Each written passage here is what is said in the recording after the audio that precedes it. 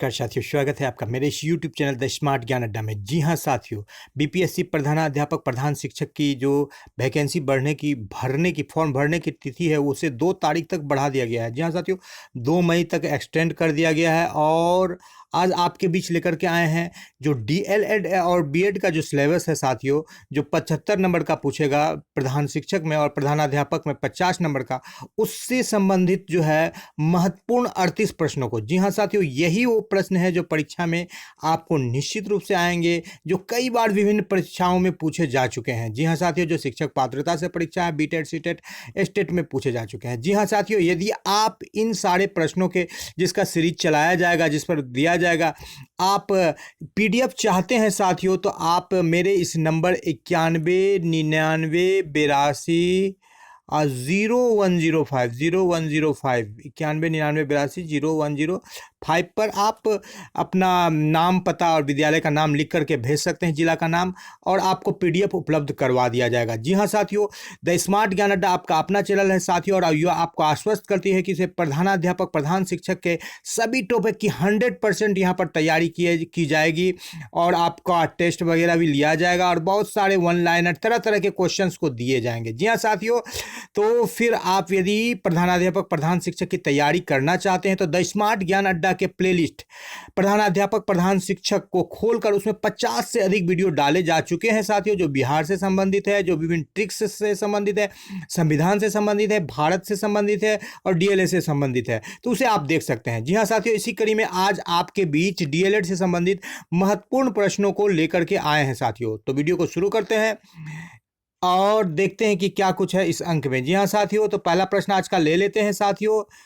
इससे पहले वीडियो को लाइक कर दें और चैनल पर नए हैं और अब तक सब्सक्राइब नहीं किया है साथियों तो सब्सक्राइब कर दें। प्रशिक्षण एवं अनुभव के द्वारा व्यवहार में होने वाले परिवर्तन को अधिगम कहते हैं। यह किसका कथन है? जी हाँ साथियों, प्रशिक्षण यानी कि ट्रेनिंग और अनुभव यानी एक्सपीरियंस के द्वारा व्यवहार में परिवर्तन हो जाता है, जिसको अधिगम कहते हैं यानी कि सीखना कहते हैं। ये किसका कथन है? गेट्स, कॉल्विन, एसी स्किनर और प्रेसी। जी हाँ साथियों, ये गेट्स का कथन है कि ट्रेनिंग और एक्सपीरियंस के द्वारा हमारे व्यवहार में परिवर्तन होता है। कई बार परीक्षा में पूछे जा चुके हैं। जी हाँ साथियों, कोई भी बालक सीखना शुरू करता है, नंबर 1, जब उसे विद्यालय में प्रवेश दिलाया जाता है, जब वो बोलना शुरू करता है, जब वो घर से बाहर निकलता है अपने जन्म से ही। जी हाँ साथियों, इस प्रश्न का उत्तर आप विवेक से दे सकते हैं कि जन्म से ही बच्चे सीखते हैं। काफी महत्वपूर्ण सवाल है साथियों। क्षमता के विकास का दूसरा नाम है अनुभव, नंबर 2 परिपक्वता, नंबर 3 शारीरिक विकास, नंबर 4 कौशल विकास। जी हाँ साथियों, क्षमता का दूसरा नाम है कौशल विकास। स्किल डेवलपमेंट को ही हम लोग क्षमता का विकास का नाम देते हैं। जी हाँ साथियों, मनोविज्ञान ने शिक्षा को बना दिया है। जी हाँ साथियों, इस तरह के प्रश्न आते ही रहते हैं। मनोविज्ञान ने शिक्षा को बना दिया है। कैसा बना दिया? पाठचर्या केंद्रित, शिक्षक केंद्रित, बाल केंद्रित, विषय केंद्रित। जहाँ भी ये शब्द बाल केंद्रित आए साथियों तो आप बेधड़क आप लिख सकते हैं, क्योंकि अभी जो शिक्षा पद्धति चल रही है वो बाल केंद्रित ही हर हाल से चल रही है। हर जगह यानी कि बालक से संबंधित जहां भी ऑप्शन आएगा उसका अधिक से अधिक चांसेस रहेगा। जी हाँ साथियों, निम्नलिखित में से कौन सा रायबर्न के अनुसार शिक्षा के तीन संबंधों में सम्मिलित नहीं है? जी हाँ साथियों, 3 संबंधों में सम्मिलित नहीं है। तो बच्चे और शिक्षक में संबंध, बच्चे और समाज में संबंध, शिक्षक और विषय में संबंध, और विषय और बच्चे में संबंध। तो यहाँ पर देख लेते हैं रायबर्न के अनुसार साथियों, आप यहाँ बच्चे हर जगह है, बच्चे यानी बच्चा पर जो फोकस है वो है, जहाँ बच्चा है वहाँ रायबर्न है। जी हाँ सर, यहाँ शिक्षक और विषय है, तो आपका ये 3 में से सम्मिलित नहीं है, यानी कि शिक्षक और विषय वाला जो ऑप्शन है ये आपका सही हो जाएगा। जी हाँ साथियों, शिक्षक और विषय संबंधित नहीं है, रायबर्न के अनुसार शिक्षा से में संबंधित वो नहीं है। अधिगम का प्रतिफल का तात्पर्य है, अधिगम मतलब हम लोग जिसको लर्निंग या सीखना कहते हैं। जी हाँ साथियों, जो हम लोग सीखते हैं या लर्न करते हैं उसको अधिगम कहता है। उससे क्या तात्पर्य है? जी हाँ साथियों, बालक के व्यवहार में होने वाला परिवर्तन, नंबर 2 शिक्षक की शिक्षण विधियों में परिवर्तन, नंबर 3 पाठ्य पुस्तक का परिमार्जन, नंबर 4 उपरयुक्त में से कोई नहीं। काफी महत्वपूर्ण सवाल है साथियों, तो इसका उत्तर होगा बालक के व्यवहार में होने वाला परिवर्तन। यानी बालक रहे या कोई भी चीज रहे, जब वो सीखता है तो साथियों उसके व्यवहार में परिवर्तन परिवर्तन होता है, और यदि वो सीखा है तो उसके व्यवहार में कुछ ना कुछ परिवर्तन होना चाहिए, दिखना चाहिए। जी हाँ साथियों, निम्नलिखित में कौन सा लक्षण किशोरावस्था का लक्षण नहीं है? जी हाँ साथियों, निम्नलिखित में से कौन सा लक्षण किशोरावस्था का लक्षण नहीं है? शारीरिक परिवर्तन, व्यवहार में स्थिरता, संवेदनात्मक समस्याएं और स्थिरता की समस्या। जी हाँ साथियों, नहीं है। तो किशोरावस्था में शारीरिक परिवर्तन भी होता है और व्यवहार में स्थिरता नहीं रहती है, सारी संवेदनात्मक समस्याएं भी रहती है, बहुत मतलब तेजी से दिमाग सोचता है, तो ये व्यवहार में स्थिरता नहीं रहती। ये 2 नंबर का ऑप्शन जो है ये बिल्कुल सही ऑप्शन है साथियों, ये किशोरावस्था के लिए। ले लेते हैं अगला प्रश्न, 8वें नंबर का प्रश्न। जी हाँ साथियों, ये आपके स्क्रीन पर, शिक्षा मनोविज्ञान शिक्षक को मदद करता है। जी हाँ साथियों, शिक्षा मनोविज्ञान शिक्षक को क्या चीज में मदद करता है? बाल विकास का ज्ञान प्राप्त करने में।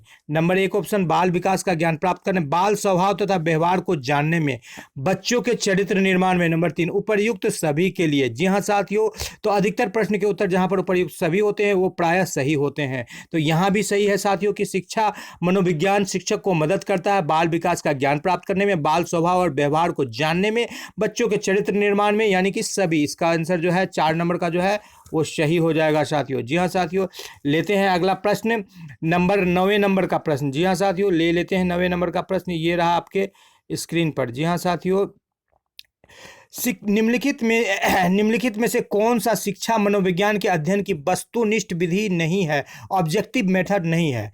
प्रयोगात्मक विधि, उपचारात्मक विधि, आत्मनिरीक्षण विधि और निरीक्षण विधि। जी हाँ साथियों, यहाँ 4 ऑप्शन है, काफी महत्वपूर्ण निरीक्षण है। तो आत्मनिरीक्षण विधि, जिसमें सेल्फ हम लोग जो ये करते हैं, अपने आप को जानने की कोशिश करते हैं, ये जो है ये मनोविज्ञान अध्ययन की वस्तुनिष्ठ विधि नहीं है। जी हाँ साथियों, मनोविज्ञान अध्ययन की वस्तुनिष्ठ विधि नहीं है, इसे आप रट लीजिए साथियों। काफी महत्वपूर्ण प्रश्न है जो विभिन्न प्रकार के सीटेट, बीटेट, स्टेट और डीएलएड से संबंधित परीक्षा में कई बार पूछे जा चुके हैं। जी हाँ साथियों, तो डीएलएड के सारे सिलेबस से जो है निचोड़ प्रश्न को निकाला गया है। जी हाँ साथियों, इससे पहले वीडियो को लाइक कर दे, चैनल को अब तक सब्सक्राइब नहीं किया तो सब्सक्राइब कर दे। जी हाँ साथियों, यदि आप पीडीएफ चाहिए तो आप उसके लिए 9199820105। जी हाँ साथियों, 9199820105 पर आप मैसेज कर सकते हैं अपना नाम, पता। जी हाँ साथियों, अगला प्रश्न लेते हैं, निम्नलिखित में से किसमें मूल वृत्ति संवर्ध संवेग से मेल नहीं खाती? मूल वृत्ति संबद्ध संवेग से मेल नहीं खाती। जी हाँ साथियों, 75 नंबर का आपको डीएलएड पूछा जाएगा। पलायन, भय, संवेदना, आश्चर्य। नंबर 3, युद्ध, प्रियता, क्रोध और अप्रियता, घृणा। इसमें से कौन सा जो है मूल वृत्ति संबंध संवेग से मेल नहीं खाता है? जी हाँ साथियों, तो 10वें नंबर का जो ऑप्शन है युद्ध, प्रियता, क्रोध। तो युद्ध, प्रियता, क्रोध कुछ अलग टाइप का ऑप्शन आपको दिख रहा है साथियों। संवेदना और घृणा, ये भय, ये सब जो है मूल वृत्ति संवेग से मेल खाता है साथियों। संवेग जो सामान्यतः सुख देता है। जी हाँ साथियों, संवेग जो सामान्यतः सुख देता है, कौन सा संवेग है? करुणा, एकाकीपन, भूख और आत्म अभिमान। तो 11वें नंबर का जो प्रश्न है उसका उत्तर जो होगा आत्म अभिमान, यानी कि आपका जो सेल्फ, जो कॉन्फिडेंस होता है, जो अपने आप पर जो आपको घमंड होता है, वो आपको सुख देता है। जी हाँ साथियों, अगला प्रश्न ले लेते हैं, 12वें नंबर का प्रश्न, निम्नलिखित में से कौन सा अमूर्त अस्थाई भाव है? आदर, निवास स्थान, पशु और क्रोध। जी हाँ साथियों, तो इनमें से कौन जो है आपके लिए जो है अमूर्त अस्थाई भाव है? तो आदर का भाव और निवास स्थान, पशु और क्रोध। काफ़ी जटिल ऑप्शन है साथियों, तो इसका ऑप्शन जो होगा आदर हो जाएगा। जी हाँ साथियों, आदर जो है अमूर्त अस्थाई भाव है, अमूर्त अस्थाई भाव है। जी हाँ साथियों, अगला प्रश्न ले लेते हैं, किसी दुखी व्यक्ति को सहानुभूति के 2 शब्द कहना, जिसका उदाहरण है? किसका उदाहरण है? यहाँ साथियों, यहाँ पर किसका होगा? किसी दुखी व्यक्ति को सहानुभूति के 2 शब्द कहना किसका उदाहरण है? दुखी व्यक्ति के पास कोई भी जाता है साथियों तो वो बड़बस ही कुछ सहानुभूति के शब्द कह देता है। तो सक्रिय सहानुभूति, निष्क्रिय सहानुभूति, व्यक्तिगत सहानुभूति, उपरोक्त में से कोई नहीं। तो इसका जो ऑप्शन होगा साथियों निष्क्रिय सहानुभूति, यानी कि ये लगभग सभी लोग ऐसा कर सकते हैं, तो ये कोई सक्रिय सहानुभूति आपकी नहीं है। जी हाँ साथियों, किसी व्यक्ति के विकास के संबंध में, जी हाँ साथियों, किसी व्यक्ति के विकास के संबंध में क्या सही नहीं है? इसमें से कौन सा सही नहीं है विकास के संबंध में? विकास टॉपिक से काफी प्रश्न आते रहते हैं साथियों। वह जन्म से मृत्यु तक जारी रहता है, वृद्धि विकास का एक हिस्सा है, परिवर्तनों को देखा और मापा जा सकता है, उपरोक्त सभी। तो क्या सही नहीं है? जी हाँ साथियों, तो ये 3 नंबर का जो ऑप्शन है, परिवर्तन को देखा और मापा जा सकता है, ये सही नहीं है। यानी कि विकास के क्रम में रोज परिवर्तन होते हैं, एक फूल खिलता है, हम बढ़ते हैं, लेकिन कोई देख नहीं पाता है कि कब बढ़े, कितना बढ़े। जी हाँ साथियों, इसीलिए ये 3 नंबर का ऑप्शन काफी महत्वपूर्ण सवाल है। स्टैनले हॉल के अनुसार, जी हाँ साथियों, स्टैनले हॉल काफी चर्चित मनोवैज्ञानिक है। किशोर वर्तमान की शक्ति और भावी आशा को प्रस्तुत करता है, नंबर 1 ऑप्शन। नंबर 2, किशोरावस्था बड़े संघर्ष, तनाव, तूफान और विरोध की अवस्था है। काफी इंपॉर्टेंट वर्ड लाइन है साथियों। किशोरावस्था एक ज्वार है जो बालक के नसों में उठना शुरू होता है। किशोरावस्था बचपन से परिपक्वता की ओर गमन करता है। तो ये चारों जो वाक्य है प्रमुख मनोवैज्ञानिकों ने कहा है, लेकिन इसमें से स्टैनले हॉल ने कौन सा बात कहा है, तो इसको आप याद कर सकते हैं साथियों, तूफान। तूफान वाला वाल कौन कहा है, हॉल ने कहा है। तूफान यानी किशोरावस्था बड़े संघर्ष, तनाव और तूफान तथा विरोध की अवस्था। तो जैसे आप तूफान पकड़ेंगे तो आप ये स्टैनले हॉल को समझ जाएंगे। काफी बार परीक्षा में पूछा जाता है प्रश्न। जी हाँ साथियों, अगला प्रश्न ले लेते हैं इससे रिलेटेड। जी हाँ साथियों, निम्नलिखित में से कौन सी किशोरावस्था की विशेषता नहीं है। जी हाँ साथियों, शारीरिक विकास और मानसिक विकास, समूह का महत्व और तीव्र समायोजन। तो इसमें से किशोरावस्था में कौन सा चीज नहीं होता है, तो किशोरावस्था में जो है तेजी से वो समायोजित नहीं कर पाता है, यानी कि वो एडजस्टमेंट नहीं कर जाता है, क्विक रिएक्शन ले पाता है और कुछ भी रिएक्शन ले लेता है। तो शारीरिक मानसिक विकास और समूह में रहना चाहता है, लेकिन वो ये लक्षण नहीं है। जी हाँ साथियों, थकावट और बीमारी जैसे कारक मुख्य रूप से प्रभावित करते हैं बच्चे के संवेदनात्मक विकास को, बच्चे के शारीरिक विकास को, बच्चे के संकल्प शक्ति को और बच्चे के आत्मविश्वास को। जी हाँ साथियों, ये 17 नंबर का। तो थकावट और बीमारी जो है बच्चे के शारीरिक विकास को क्या करते हैं, ये प्रभावित कर देते हैं। जी हाँ साथियों, ले लेते हैं अगला प्रश्न, 18वें नंबर का प्रश्न। जी हाँ साथियों, 18वें नंबर का प्रश्न, सीखना विकास की वह प्रक्रिया है, सीखना विकास की प्रक्रिया है, किसने कहा था। जी हाँ साथियों, काफी महत्वपूर्ण प्रश्न है। सीखना विकास की प्रक्रिया है, यह किसने कहा था। वुडवर्थ ने, थर्डाइक ने, मॉर्गन ने, कॉर्नबेक ने। तो काफी महत्वपूर्ण प्रश्न है, काफी मोस्ट इंपोर्टेंट के श्रेणी में भी इसको रख सकते हैं साथियों। तो सीखना विकास की एक प्रक्रिया है, इसे कहा था वुडवर्थ ने। जी हाँ साथियों, वुडवर्थ ने कहा था कि सीखना विकास की प्रक्रिया है। मोस्ट इंपोर्टेंट क्वेश्चन है साथियों। पीडीएफ के लिए आपको बताया गया है कि आप 9199820105 पर आप कर सकते हैं व्हाट्सएप। सीखना कुछ नया करना है, निम्नलिखित में से कौन सा कथन सीखने के संबंध में सही नहीं है। जी हाँ साथियों, यहाँ पर जितने कथन दिए गए हैं उसमें से एक ही सही नहीं है। जी हाँ साथियों, तो इसको ले लेते हैं। सीखना कुछ नया करना है। जी हाँ साथियों, सीखना अनुभवों का संगठन होता है। नंबर 3, सीखना बिना उद्देश्य के भी हो सकता है। सीखने की असफलता का कारण समझने की असफलताएं हैं। जी हाँ साथियों, तो 19वें नंबर का जो ऑप्शन होगा, सीखना बिना किसी उद्देश्य के भी हो सकता है, ये बिल्कुल गलत है, ये सही नहीं है। सीखने के लिए कुछ ना कुछ उद्देश्य होना ही चाहिए। जी हाँ साथियों, मोटिवेशन होना ही चाहिए, कुछ ना कुछ पर्पस होना चाहिए, कुछ ना कुछ ऑब्जेक्टिव होना चाहिए। अगला प्रश्न ले लेते हैं, काफी महत्वपूर्ण है साथियों। निम्नलिखित में से कौन सा अधिगम का एक मुख्य थर्नडाइक नियम है। बहुत ही महत्वपूर्ण चर्चित मनोवैज्ञानिक है। उपयोग का नियम, अभ्यास का नियम, आत्मीकरण का नियम और मनोवृत्ति का नियम। तो इसमें से थर्नडाइक ने कौन सा नियम दिया, तो थर्नडाइक ने साथियों जो दिया कि बार बार हम लोग अभ्यास करेंगे तो वो हो जाएगा। तो ये अभ्यास का नियम जो है थर्नडाइक ने दिया है। जी हाँ साथियों, अगला प्रश्न ले लेते हैं 21वें नंबर का। निम्नलिखित में से कौन सा प्रभावी अधिगम का अवरोधक नहीं है। प्रभावी अधिगम का अवरोधक यानी कि डिस्टर्ब नहीं करता है, यानी कि अधिगम यानी सीखने में हमें दिक्कत नहीं करती। प्रेरणा का अभाव, जी हाँ साथियों, जीवन से न जोड़ना, अधिगम, परिस्थिति, इनमें से कोई नहीं। जी हाँ साथियों, तो इसमें से जो 21वें नंबर का आंसर है वो अधिगम परिस्थिति। ये परिस्थिति पर डिपेंड नहीं करता है कि आप क्या सीख रहे हैं, कैसे सीख रहे हैं, इस पर ये डिपेंड नहीं करता है साथियों। तो ये आपका प्रभावी अधिगम का अवरोधक नहीं है। जी हाँ साथियों, तो सारे डीएलएड से प्रश्न लिए गए हैं। तो ले लेते हैं अगला प्रश्न। कंप्यूटर की किस इकाई में जटिल गणनाएं करने की क्षमता होती है। जी हाँ साथियों, कंप्यूटर की अदा इकाई, स्मृति भंडार इकाई, केंद्रीय प्रोसेसिंग इकाई और प्रदा इकाई। जी हाँ साथियों, केंद्रीय प्रोसेसिंग इकाई जिसे सीपीयू हम लोग बोलते हैं, इसमें जिसे कंप्यूटर का ब्रेन कहा जाता है, इसमें कंप्यूटर का क्या कहते हैं कि जटिल गणनाओं को करने की क्षमता होती है। जी हाँ साथियों, ले लेते हैं अगला प्रश्न। ये रहा, निम्नलिखित में से कौन सी शिक्षण अधिगम सामग्रियों से संबंधित एक गतिविधि सहायक सामग्री नहीं है। जी हाँ साथियों, ओवरहेड प्रोजेक्टर, नंबर 2 नाटक, नंबर 3 प्रदर्शन और नंबर 4 क्षेत्र भ्रमण। तो ओवरहेड प्रोजेक्टर जो है साथियों, ये अधिगम सामग्रियों के संबंधी गतिविधि नहीं है। सामग्री तो है लेकिन गतिविधि नहीं है। ये नाटक में हम लोग गतिविधि करते हैं, प्रदर्शन में गतिविधि करते हैं, क्षेत्र भ्रमण में जाते हैं तो गतिविधि करते हैं, तो ये गतिविधि नहीं है। ये एक सहायक सामग्री है, अधिगम सहायक सामग्री है साथियों, लेकिन ये गतिविधि नहीं है। अगला प्रश्न लेते हैं साथियों, कक्षा कक्ष में संप्रेषण के का प्रकार है शाब्दिक अंतःक्रिया और शाब्दिक अंतःक्रिया, दोनों इनमें से कोई नहीं। जी हाँ साथियों, तो शाब्दिक यानी कि आप शब्द के द्वारा बताएं या इशारा के द्वारा बताएं, जैसे बच्चे को बोल दे ऐसे कि वो चुप हो जाए, तो ये भी आप बता रहे हैं उसको कि कोई चुप हो ना है, ठीक है। तो इस तरह से ये दोनों ही क्या है, संप्रेषण यानी कम्युनिकेशन की ये प्रकार है। जी हाँ साथियों, अनुदेशन का प्रणाली उपागम है। अनुदेशन शिक्षक केंद्रित, बाल केंद्रित, कक्षा केंद्रित और समस्या केंद्रित।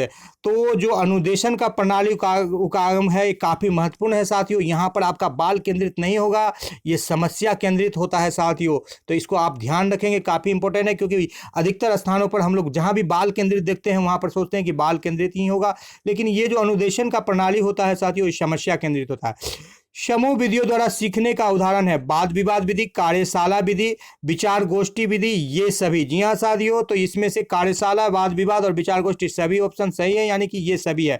समायोजन के संदर्भ में निम्नलिखित में से क्या सही नहीं है, यानी एडजस्टमेंट, यह संतुलन प्रदान करता है, यह समस्या का समाधान करता है, यह निरंतर चलने वाली प्रक्रिया नहीं है। समायोजन की अनुपस्थिति में व्यक्ति तनाव, संघर्ष और चिंताओं से घिरा रहता है। जी हाँ साथियों, तो ये इसमें से ये सही नहीं है कि समायोजन की अनुपस्थिति में व्यक्ति तनाव, संघर्ष और चिंताओं से घिरा रहता है, ये बिल्कुल सही नहीं है।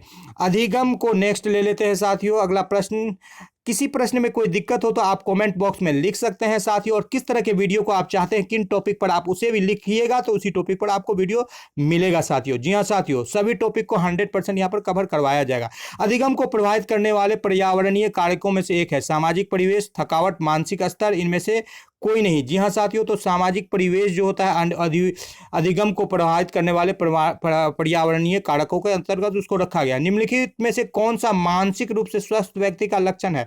सहनशीलता, आत्मविश्वास, संवेगात्मक परिपक्वता, ये सभी। जी हाँ साथियों, तो इनमें से ये सभी के सभी जो है एक मानसिक रूप से स्वस्थ व्यक्ति के लक्षण है। जी हाँ साथियों, 30वें नंबर का प्रश्न ले लेते हैं, निर्मितवाद के संदर्भ में कौन सा कथन गलत है? जी हाँ साथियों, निर्मितवाद, ज्ञान का संचरण आवश्यक रूप से शिक्षक द्वारा किया जाता है, नवीन ज्ञान का सृजन पूर्व ज्ञान के आधार पर होता है, अधिगमकर्ता ज्ञान का सृजन कर सकता है, अधिगमकर्ता स्वयं के अधिगम के लिए सक्रिय एवं उत्तरदायी होता है। जी हाँ साथियों, तो इसका जो आंसर होगा, निर्मितवाद के संदर्भ में ज्ञान का संचरण आवश्यक रूप से शिक्षक द्वारा किया जाता है। निर्मितवाद में ये शिक्षक को आप याद कर सकते हैं। जी हाँ साथियों, ले लेते हैं अगला प्रश्न,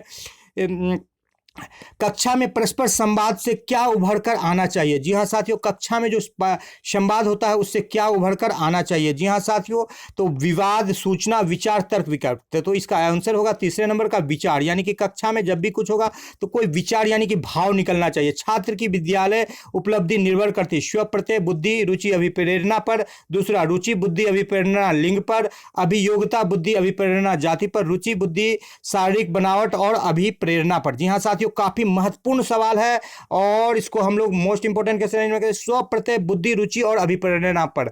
ये इसका सही जवाब हो जाएगा, स्व प्रत्यय, बुद्धि, रुचि और अभिप्रेरणा पर छात्रों की उपलब्धि निर्भर करती है। जी हाँ साथियों, बुद्धि का द्विकारक सिद्धांत किसने दिया था? जी हाँ साथियों, बुद्धि का द्विकारक सिद्धांत जो है टर्मन ने, स्पेयरमैन ने, गिलफोर्ड ने और बिले ने। तो इस प्रश्न का जो सही जवाब हो जाएगा साथियों, स्पेयरमैन ने दिया था बुद्धि का द्विकारक सिद्धांत। दो बातों पे बुद्धि को बताया गया था साथियों। संप्रेषण का कार्य है सूचना का आदान प्रदान, शिक्षा एवं प्रशिक्षण, अभिप्रेरणा, उपरयुक्त सभी। जी हाँ साथियों, तो संप्रेषण यानी कि कम्युनिकेशन जो होता है उसके द्वारा सूचना का आदान प्रदान, शिक्षा प्रशिक्षण, यानी कि ये सभी के सभी सही है साथियों। ले लेते हैं अगला प्रश्न, 35वें नंबर का प्रश्न। जी हाँ साथियों, कुल 38 प्रश्नों को इस इस टॉपिक में कवर किया गया। इस पार्ट में कक्षा का शिक्षण होना चाहिए तीव्र, संवादमूलक, सरल और एक तरफा। जी हाँ साथियों, कक्षा का शिक्षण कैसा होना चाहिए? तो संवादमूलक यानी कि डबल, दोनों तरफ से कम्युनिकेशन होना चाहिए छात्र और विद्यार्थियों के बीच में।